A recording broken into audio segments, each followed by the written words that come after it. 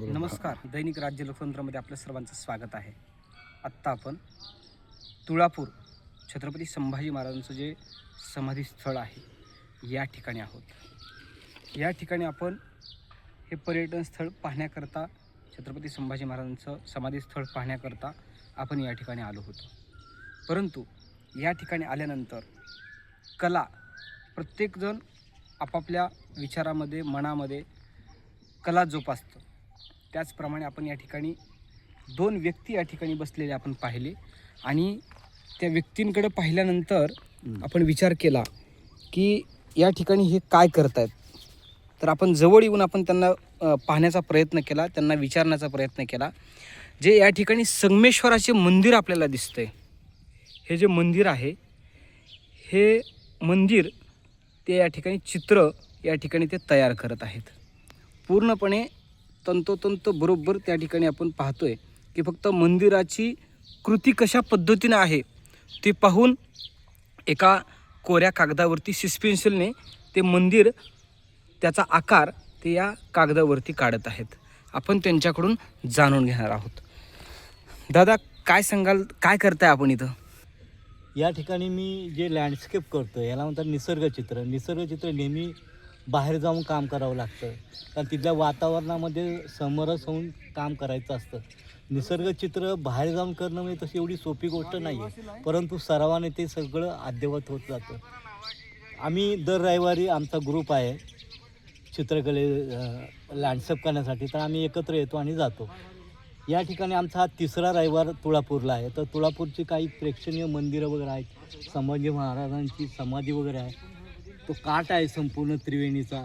तर त्या परिसरातली चित्र आम्ही आता काढलेले आहेत. सध्या मी आता या ठिकाणचं मंदिर जे आहे शंकराचं, मी ते चित्रित करत आहे.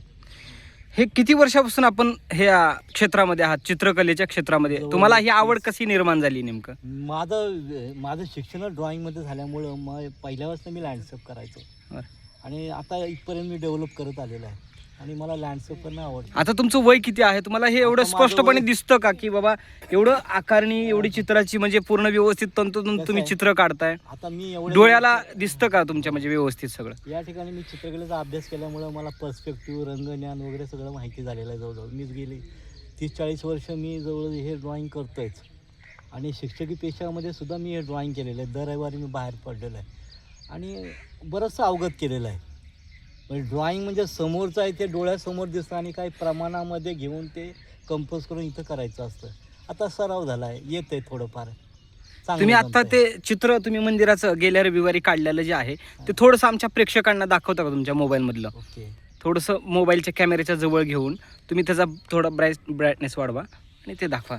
आपण पाहू शकताय हे तुळापूर या ठिकाणी जे हे क्षेत्र आहे मी दाखवण्याचा प्रयत्न करतो. तर हे चित्र ते या ठिकाणी काढत आहेत. याच बाजूला यांच्या जवळच अजून एक चित्रकार या ठिकाणी बसलेले आहेत. हे लिंबुरीचं झाड असेल किंवा हे बघा हे दोन मंदिर असतील, तर त्यांचं या ठिकाणी पूर्णाकृती या ठिकाणी पूर्ण त्यांनी तयार केलेली आपल्याला पाहायला मिळत आहे. कशा पद्धतीने ही मंदिराची तंतोतंत कलाकृती या ठिकाणी साकारण्याचं काम या ठिकाणी कलाकार, म्हणजे ज्याला म्हणतो आपण कला जोपासणे, तर हे आपण आत्ता ज्यांचं मनोगत आपण ऐकलं त्यांचे हे विद्यार्थी आहेत. काय नाव दादा आपलं? माझं विपुल स्वामी. विपुल स्वामी. कोणतं गाव? माझं थेरगाव. थेरगाव. काय किती वर्ष झाले याच्यामध्ये आहात? मला बरं, आता मी कला शिक्षकच आहे. बरं. तर जवळजवळ 17-18 वर्ष आलं मी सर्व्हिसमध्ये. म्हणजे एका जागेवर बसून तुम्हाला हे आकृती तयार करायची आहे, पूर्ण व्यवस्थित रंगरंगोटी करून तंतोतंत ते तसं आलं पाहिजे. ही कला जोपासणं सुद्धा खूप अवघड आहे, पण आपण जोपासली आहे. एका ठिकाणी किती तास बसू शकता तुम्ही आता इथं? इथं साधारणतः 2 ते 3 तासामध्ये पूर्ण करावं अशी आमची अपेक्षा असते, नाही हां का? हां. दाखवा पुढचं. हे परत तेच आहे मंदिर, ते खालचं ना? खालचं मंदिर आहे, घाटावरचं घाटावरचं मंदिर आहे. परत हे तेच आहे पण थोडंसं खालच्या साईडने.